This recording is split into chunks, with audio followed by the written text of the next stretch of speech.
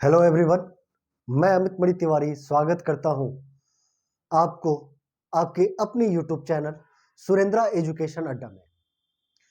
आप सभी जानते हैं कि मैं ऑफलाइन क्लास भी लेता हूं सुरेंद्रा कोचिंग में, जो कि बुद्धेश्वर में है।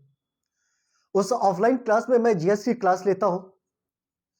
अब कई दूर दराज के ऐसे बच्चे हैं जिनको जीएस की क्लास करनी हो, वो भी अच्छी वाली। तो उस क्लास को हम क्या करते हैं, इस सुरेंद्रा एजुकेशन अड्डा के तहत आपको ऑनलाइन प्रोवाइड कराते हैं। लेकिन जिन बच्चों को जो लखनऊ में है, पास में है, बुद्धेश्वर के पास है, और उनको क्लास करनी है, ऑफलाइन क्लास करनी है, तो वो ऑफलाइन क्लास करने के लिए सुरेंद्रा जो कोचिंग है बुद्धेश्वर में, वहां पर आके ऑफलाइन क्लास में क्लास ले सकते हैं। ठीक है, आइए बात करते हैं। पिछली क्लास में हमने साइमन कमीशन के बारे में बात किया था और किस प्रकार साइमन कमीशन आता है और साइमन कमीशन का क्या होता है, विरोध होने लगता है। 1927 में साइमन कमीशन का गठन किया जाता है और 1928 में साइमन कमीशन आता है।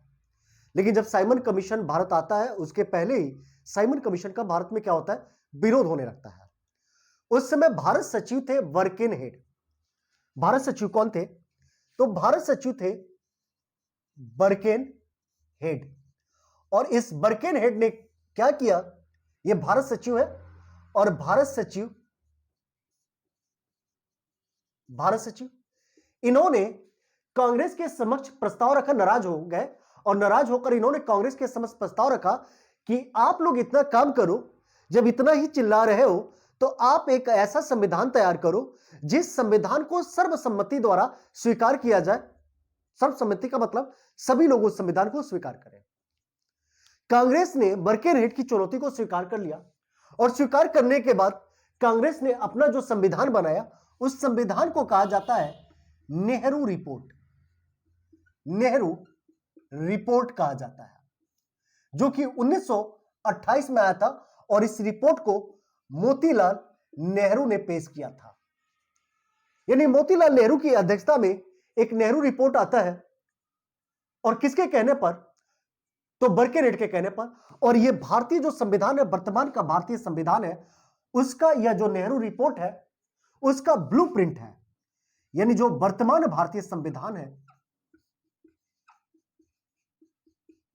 वर्तमान भारतीय संविधान उसका क्या है, यह ब्लूप्रिंट है। ठीक है, जो वर्तमान भारतीय संविधान है उसका यह ब्लूप्रिंट है। कौन? नेहरू रिपोर्ट। इस नेहरू रिपोर्ट को वास्तव में पेश किया जाता है मोतीलाल नेहरू, यानी इसके अध्यक्ष जो बनते हैं, अध्यक्ष वो बनते हैं मोतीलाल नेहरू, और इसका सचिव बना दिया जाता है सचिव मोतीलाल नेहरू रिपोर्ट का। उस नेहरू रिपोर्ट का सचिव बनाया जाता है नेहरू जवाहरलाल नेहरू, JL नेहरू को इसका सचिव बना दिया जाता है। ठीक है, होता क्या है, इसके पीछे की एक पृष्ठभूमि है, उस पृष्ठभूमि पर हम बात करते हैं। अब देखिए क्या होता है कि 28 फरवरी, कब? 28 फरवरी 1928 को डॉक्टर अंसारी की अध्यक्षता में दिल्ली में, कहां पर? दिल्ली में एक सर्वदलीय बैठक बुलाया जाता है। कौन सा बैठक? सर्वदलीय बैठक। और जब यह सर्वदलीय बैठक बुलाया जाता है डॉक्टर अंसारी की अध्यक्षता में, तो इस सर्वदलीय बैठक में क्या होता है, एक संविधान बनाना था। लेकिन सर्वदलीय बैठक में, सर्वदलीय मतलब होता है सभी दलों का बैठक, उस बैठक में इस संविधान अपनाने की प्रक्रिया को ठुकरा दिया जाता है। फिर क्या होता है, फिर 11 मई 1928 को ही दिल्ली में, 11 मई 1928 को दिल्ली में ही मोतीलाल नेहरू की अध्यक्षता में, मोतीलाल नेहरू की अध्यक्षता में दिल्ली में पुनः सर्वदलीय सम्मेलन बुलाया जाता है। कब? 11 मई 1928 को। और जब यह सम्मेलन बुलाया जाता है, इस सम्मेलन में भारतीय संविधान को, यानी नेहरू रिपोर्ट को बनाने का मंजूरी दे दिया जाता है, और यहीं पर बनता है नेहरू रिपोर्ट। यानी यही होता है, क्या कहलाता है, नेहरू रिपोर्ट। नेहरू रिपोर्ट अपनी जो प्रस्ताव है, ठीक है, इस प्रस्ताव को पेश करता है अगस्त 1928 को। अगस्त 1928 को अपनी प्रस्ताव को पेश करता है। और जो नेहरू रिपोर्ट है, यह नेहरू रिपोर्ट 9 सदस्यीय समिति था। कितनी सदस्य? 9 सदस्यीय, 9 सदस्यीय समिति था। ठीक है। इस नेहरू रिपोर्ट के अध्यक्ष हम सभी जान रहे हैं कि मोतीलाल नेहरू हैं, और सचिव कौन है? जवाहरलाल नेहरू। लेकिन कहा जाता है नहीं, मतलब इसके सदस्य में 7 अन्य लोग बचे। 9 भाई, पूरे के पूरे कितने सदस्य हो गए? 9 में से 2 ऑलरेडी निकल गए, एक अध्यक्ष और एक सचिव, बचे कितना? 7। इस 7 लोगों में से इस नेहरू रिपोर्ट में 2 मुस्लिम भी थे। कितने मुस्लिम थे? 2 मुस्लिम थे। 2 मुस्लिम के अलावा 5 जो है अन्य लोग थे, जिसमें तेज बहादुर सप्रू। कौन थे? तेज बहादुर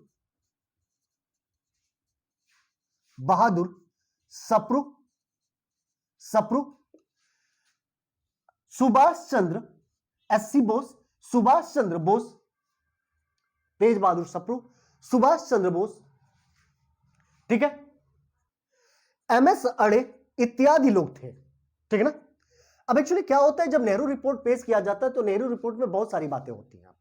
इस नेहरू रिपोर्ट में जब पेश किया जाता है तो इस नेहरू रिपोर्ट में एक बात की जाती है, और बात क्या की जाती है, कहा जाता है कि इस नेहरू रिपोर्ट में, अपने रिपोर्ट में यह नेहरू रिपोर्ट कहती है कि हमें डोमिनियन स्टेट का दर्जा दिया जाए। डोमिनियन, किसका दर्जा दिया जाए? डोमिनियन स्टेट का दर्जा दे दिया जाए।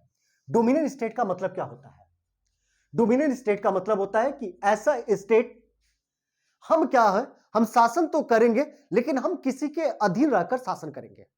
और हम किसके अधीन रहकर शासन करेंगे? हम ब्रिटिश कंपनी के अधीन रहकर शासन करेंगे। यह नेहरू रिपोर्ट में था।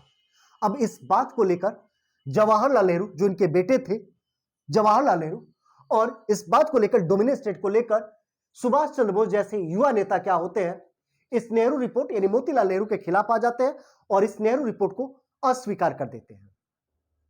ठीक है ना। इस नेहरू रिपोर्ट में यह भी कहा गया था कि इस नेहरू रिपोर्ट में जो है, बात करें, इसमें नागरिकता की परिभाषा दी गई थी। इस नेहरू रिपोर्ट में डोमिनियन स्टेट के साथ साथ किसकी परिभाषा दी गई थी? तो इसमें नागरिकता की भी परिभाषा दी गई थी। नागरिकता, ठीक है। इस डोमिनियन स्टेट में मूल अधिकार की भी चर्चा की गई थी। मूल अधिकार किसकी चर्चा की गई थी? तो इस डोमिनियन इसमें नेहरू रिपोर्ट में मूल अधिकार की भी चर्चा की गई थी। मूल अधिकार, और कितने मूल अधिकार की चर्चा की गई थी? 19 मूल अधिकार की चर्चा की गई थी। क्लियर? इस नेहरू रिपोर्ट की बातें थी। इस नेहरू रिपोर्ट में यह भी कहा गया था कि क्या किया जाए, जो 1919 के तहत जो मार्ले मिंटो सुधार था, 1909 में जो मार्ले मिंटो सुधार था, और उस मार्ले मिंटो सुधार के तहत 1909 में आया था क्या? मार्ले मिंटो सुधार। मार्ले मिंटो सुधार, ठीक है ना। इस सुधार के तहत क्या किया गया था? मुसलमानों को सांप्रदायिक निर्वाचन प्रदान किया गया था। सांप्रदायिक निर्वाचन प्रदान किया गया था। सांप्रदायिक निर्वाचन का मतलब होता है कि उस जगह पर एक मुसलमान ही क्या करेगा? खड़ा होगा, चुनाव लड़ेगा, और उसको एक मुसलमान ही क्या करेगा? वोट देगा। वो होता है सांप्रदायिक निर्वाचन। अब इस बात को ध्यान में रखते हुए क्या हुआ कि जब मुसलमानों को सांप्रदायिक निर्वाचन 1909 के मार्ले मिंटो सुधार द्वारा दिया गया था, इस नेहरू रिपोर्ट में यह कहा गया कि मुसलमानों का जो सांप्रदायिक निर्वाचन है उसको समाप्त कर दिया जाए और उसके स्थान पर उनको आरक्षण दे दिया जाए। क्या दे दिया जाए? आरक्षण, ठीक है, आरक्षण दे दिया जाए कि यानी इन मुसलमान को सीट दिया जाए जहां पे ये अल्पसंख्यक है, लेकिन वोट देने का जो अधिकार होगा सभी उस मुसलमान को वोट देंगे। जबकि सांप्रदायिक में क्या है कि वो मुसलमान ही उस क्षेत्र में खड़ा होगा और उसको वोट भी कौन करेगा? मुसलमान ही करेगा। इस बात को ध्यान में रखते हुए जो है कौन, मोहम्मद अली जिन्ना। मोहम्मद अली जिन्ना इस बात से लेकर नाराज हो जाते हैं। मोहम्मद अली जिन्ना, जिन्ना क्या होते हैं, इस नेहरू रिपोर्ट से, इस प्रस्ताव को लेकर नाराज होते हैं। और जबकि डोमिनियन स्टेट को ध्यान में रखते हुए कौन नाराज होता है, तो डोमिनियन स्टेट से नाराज होते हैं कौन, एक होते हैं जवाहरलाल नेहरू और एक होते हैं सुभाष चंद्र बोस। ये दो लोग डोमिनियन स्टेट को लेकर प्रस्ताव खारिज कर देते हैं। इस प्रकार क्या होता है, नेहरू रिपोर्ट फ्लॉप हो जाता है। लेकिन फिर भी नेहरू रिपोर्ट में कुछ ऐसी बातें थी, इस बात को देखा जाए तो वर्तमान का जो संविधान है, उस संविधान का इसे ब्लूप्रिंट कहा जाता है। आपसे प्रश्न पूछेगा कि नेहरू रिपोर्ट किसने पेश किया था, नेहरू रिपोर्ट कब आया था, नेहरू रिपोर्ट के अध्यक्ष कौन थे, नेहरू रिपोर्ट के सचिव कौन थे, नेहरू रिपोर्ट कितनी सदस्य थी, समिति थी। ठीक है, जवाहरलाल नेहरू और सुभाष चंद्र बोस नेहरू रिपोर्ट से किस बात से लेकर नाराज थे, और मोहम्मद अली जिन्ना नेहरू रिपोर्ट के किस बात से नाराज थे। प्रश्न आएगा जब सिविल के आप देंगे तो उसमें पूछा जाता है कि नेहरू रिपोर्ट में कितने मूल अधिकारों की चर्चा की गई थी, नागरिकता की परिभाषा किसमें सबसे पहले दी गई थी, नेहरू रिपोर्ट। क्लियर, यह बात थी नेहरू रिपोर्ट की। आगे अब बात करते हैं। अब इससे नाराज होकर जो है जवाहरलाल नेहरू और सुभाष चंद्र बोस ने 1928 में ही, ये दोनों लोग 1928 में ही एक नई पार्टी का गठन करते हैं जिसे ऑल इंडिया इंडिपेंडेंस लीग कहा जाता है। क्या कहा जाता है, ऑल इंडिया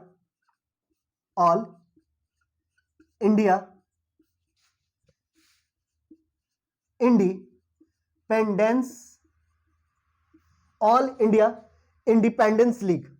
क्या कहा जाता है, ऑल इंडिया इंडिपेंडेंस लीग। इन दोनों ने क्या किया, 1928 में नेहरू रिपोर्ट को अस्वीकार करने के बाद कौन, जवाहरलाल नेहरू और सुभाष चंद्र बोस ने क्या किया, ऑल इंडिया इंडिपेंडेंस लीग की स्थापना की।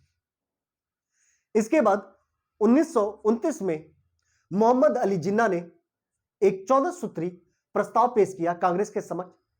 ठीक है, जिसे जिन्ना का 14 सूत्री प्रस्ताव कहा जाता है, और उस प्रस्ताव को जिन्ना ने मार्च 1929 को पेश किया था। ठीक है, अब बात करते हैं, अब जिन्ना क्या करता है, जिन्ना मार्च 1929 को 14 सूत्री प्रस्ताव पेश करता है। 14 सूत्री प्रस्ताव किसके द्वारा पेश किया जाता है, यानी 14 बातें रखी जाती है इसमें। और यह प्रस्ताव किसके द्वारा रखा जाता है, तो यह प्रस्ताव रखा जाता है मोहम्मद अली जिन्ना के द्वारा। किसके द्वारा, मोहम्मद अली जिन्ना के द्वारा। क्लियर, इस प्रस्ताव को रखा जाता है मार्च 1929 को। कब रखा जाता है, मार्च 1929 को। ठीक है, किसके समक्ष रखा जाता है, कांग्रेस के समक्ष रखा जाता है, कांग्रेस के समक्ष रखा जाता है। ठीक है ना, इस प्रस्ताव को। अब इस प्रस्ताव को जब रखा जाता है तो इसमें इतनी अच्छी अच्छी बातें थी कि गांधी जी जिन्ना से बड़े प्रभावित होते हैं, और गांधी जी जिन्ना को मनाने की भी कोशिश करते हैं, क्योंकि इसके बाद अब जिन्ना कांग्रेस से टूट जाएगा। गांधी जी जिन्ना को मनाने की कोशिश करते हैं, और गांधी जी जिन्ना को कहते हैं कि जिन्ना, जो आपने प्रस्ताव रखा है सच में काबिलिए तारीफ है। ठीक है ना, और गांधी जी जिन्ना से प्रभावित होकर, गांधी जी जो है जिन्ना से प्रभावित होकर जिन्ना को कायदे आजम कहते हैं। कायदे आजम, क्या कहते हैं, कायदे आजम। कायदे आजम का मतलब है महान नेता। क्या, महान नेता। कौन कहता है जिन्ना को, तो गांधी जी जिन्ना को कायदे आजम कहते हैं। ठीक ना, क्योंकि जो गांधी जी की बात मैं कर रहा हूं, गांधी जी 1924 में जब कांग्रेस का कर्नाटक के बेलगांव में अधिवेशन हुआ था, उसकी अध्यक्षता किए थे। गांधी जी ने उसके बाद कांग्रेस की अध्यक्षता से संन्यास भी ले लिए थे। गांधी जी राजनीति से अवकाश ले लिए थे, संन्यास नहीं लिए थे, अवकाश लिए थे। अब गांधी जी क्या होते हैं, राजनीति में पुनः 1927 में आ जाते हैं। कब आते हैं, 1927 में। जो गांधी जी 1924 में अवकाश लिए थे, 1927 आ जाते हैं। अब ध्यान देने वाली बात है, अब बात है 1929 की पढ़ाई बात कर रहे हैं। 1929 में अब कांग्रेस का अधिवेशन होगा और वह अधिवेशन होगा कहां पर? लाहौर में। ठीक है, कांग्रेस का जो अधिवेशन होगा वह अधिवेशन होगा कहां पर? तो वह अधिवेशन होगा लाहौर में। ठीक है, और मैं बता दूं कि एक अधिवेशन होता है वार्षिक अधिवेशन और एक अधिवेशन होता है जो कि विशेष अधिवेशन। जो वार्षिक अधिवेशन होगा वो दिसंबर में होगा और जो विशेष अधिवेशन होगा वो दिसंबर के पहले या बाद हो सकता है। क्लियर? तो अब क्या होने वाला है? अब कांग्रेस का अधिवेशन होने वाला है, वार्षिक अधिवेशन यानी दिसंबर में होगा। कांग्रेस का लाहौर अधिवेशन, जिसे हम लाहौर अधिवेशन के नाम से जानते हैं, किसके नाम से जानते हैं? कांग्रेस का लाहौर अधिवेशन। ठीक है ना? अब ये जो लाहौर है वर्तमान में पाकिस्तान का एक शहर है और इस लाहौर के शहर के जो है से एक नदी बहती है जिसका नाम है रावी नदी। रावी नदी यानी जो लाहौर है ये रावी नदी के तट पर स्थित है। ठीक है ना? अब सुनिएगा, कांग्रेस का जो अधिवेशन होता है लाहौर में, और लाहौर में होता है दिसंबर 1929 को। दिसंबर 1929 को कहा जाता है कि कांग्रेस के अध्यक्ष, इस लाहौर अधिवेशन के अध्यक्ष बनाने का जो प्रस्ताव रखा जाता है वो गांधी जी के पास रखा जाता है, लेकिन गांधी जी यह कहकर अस्वीकार कर देते हैं कि मैं जो है 1924 में ही कहा था कि मैं अब कभी भी कांग्रेस का अध्यक्ष नहीं बनूंगा। इसलिए इसका अध्यक्ष बनाया जाता है। अध्यक्ष बनाया जाता है किसको? अध्यक्ष जवाहरलाल नेहरू को। लाल नेहरू को किसे बनाया जाता है? जवाहरलाल नेहरू को बनाया जाता है। और क्या कहा जाता है, जब जवाहरलाल नेहरू को बनाया जाता है तो यहीं पर जवाहरलाल नेहरू क्या करते हैं, 31 दिसंबर को 31 दिसंबर 1929 को इसी रावी नदी के तट पर, किसके? रावी नदी के तट पर झंडा तिरंगा फहराते हैं। तिरंगा फहराते हैं। ठीक है ना? झंडा तिरंगा फहराते हैं और यहीं पर यह भाषण देते हैं जवाहरलाल नेहरू कि मैं जो हूं ना एक समाजवादी हूं और मुझे राजा और राजकुमारों की शासन में कोई भरोसा नहीं है, कोई विश्वास नहीं है। ये यहां पर क्या करते हैं, एक भाषण देते हैं। ठीक है ना? क्या होता है कि अब समय आ जाता है, 31 दिसंबर के बाद आएगा जनवरी और साल क्या हो जाएगा, बदल जाएगा और साल हो जाएगा 1930 का। अब डेट आता है 2 जनवरी का। कब की बात है? 2 जनवरी 1930 का। ठीक है ना? जो कांग्रेस की कार्य समिति थी, कांग्रेस की कार्य समिति, यह कांग्रेस की कार्य समिति 2 तारीख 1930 को ही इसी लाहौर में बैठक करती है। कहां पर? लाहौर में ही। लाहौर में बैठक करती है और बैठक करने के बाद यह डिसाइड करती है कि हमें क्या करना चाहिए। हमें हर साल 26 जनवरी को क्या करना चाहिए, 26 जनवरी को यानी 1930 से ही 26 जनवरी को हमें स्वतंत्रता दिवस मनाना चाहिए। क्या मनाना चाहिए? स्वतंत्रता दिवस। और पहला स्वतंत्रता दिवस क्या मनाया गया? स्वतंत्रता दिवस मनाया गया। कब? पहला स्वतंत्रता दिवस 26 जनवरी 1930 को। भारत का पहला स्वतंत्रता दिवस 26 जनवरी 1930 को मनाया गया। अब क्या हुआ, आप सभी जानते हैं कि देश आजाद होता है 15 अगस्त 1947 को। जब देश 15 अगस्त 1947 को आजाद होता है तो ऐसा ना हो कि ये जो स्वतंत्रता दिवस है ये मिट जाए, और मिट जाएगा क्योंकि ये 26 जनवरी का जो डेट है ये मिट जाएगा। तो इसको ध्यान में रखते हुए इस दिन क्या किया गया, संविधान को लागू किया गया, भारत को गणतंत्र किया गया इसी कारण, इसी 26 जनवरी के कारण। अन्यथा हमारा तो संविधान जो बनके तैयार हो गया था वो 26 नवंबर को ही बनके तैयार हो गया था। इस जो तिथि है इसको हम ना भूल जाए, इसके लिए क्या किया गया, इस 26 जनवरी की तिथि को यह डिसाइड किया गया कि इस दिन हम क्या करेंगे, गणतंत्र दिवस के रूप में मनाएंगे। तो हमने क्या देखा, हमने देखा नेहरू रिपोर्ट, हमने देखा जिन्ना का 14 सूत्रीय मांग, और हमने देखा लाहौर का अधिवेशन, कांग्रेस के लाहौर का अधिवेशन। ठीक है, तो मैं उम्मीद कर रहा हूं कि ये क्लास आपको पूरी तरह से समझ आई होगी। अब हम बात करेंगे नेक्स्ट क्लास में नेक्स्ट टॉपिक की। ठीक है ना, आज के लिए इतना ही, धन्यवाद।